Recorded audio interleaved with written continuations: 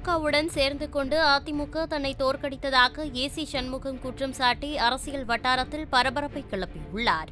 அடுத்து நடந்த தேர்தலில் வேலூரிலே பாராளுமன்றம் பாரதிய ஜனதாவுக்கு கொடுக்கப்பட்டிருக்கிறது.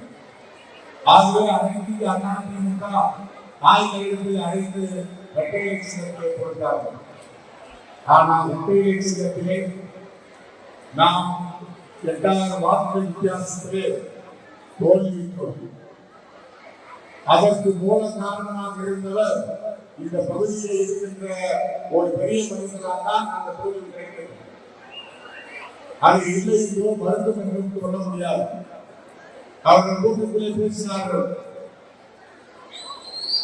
அண்ணா திராவிட முன்னேற்ற கழகம் ஒதுக்கீடு கொடுக்கிறார்கள் என்று. நான் அப்படி பேசவில்லை. அண்ணா திமுகவிலே இருந்த ஒரு பெரிய மனிதர் உண்மை செய்தார், ஒதுக்கீடு கொடுக்கிறார் என்று நான் சொன்னேன். அமித்ஷா அவர்கள் கூட்டத்திலே நடந்ததா இல்லையா? என்ன நடந்தது?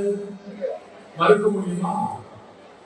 அதிமுகவுடைய பொறுப்பாளர், அதிமுக சின்னத்திற்கு சொந்தக்காரர், அதிமுகவுடைய அமைச்சருக்கு சொந்தக்காரர், மாப்பிள்ளை வெற்றி பெற வேண்டும் என்று திமுகவோடு கை கோர்த்துக் கொண்டு வேலை செய்தார்கள் என்று சொல்லலாம். எவ்வளவு ஆதாரம் எந்த தொலைபேசியாக பேசினார்கள்? எல்லா ஆதாரமும் இருக்கிறது. இல்லை என்று மறுக்க முடியுமா? அதிமுக வாக்குகள் இரட்டைக்கு சொந்தமான வாக்குகள் திமுகவுக்கு இந்தியாவிலே தமிழ்நாட்டிலே முதல் முறை இந்த வாக்குகளை. செய்திகளை உள்ளது உள்ளபடி தெரிந்து கொள்ள ரெஃப்ளெக்ட் நியூஸை சப்ஸ்கிரைப் பண்ணுங்க.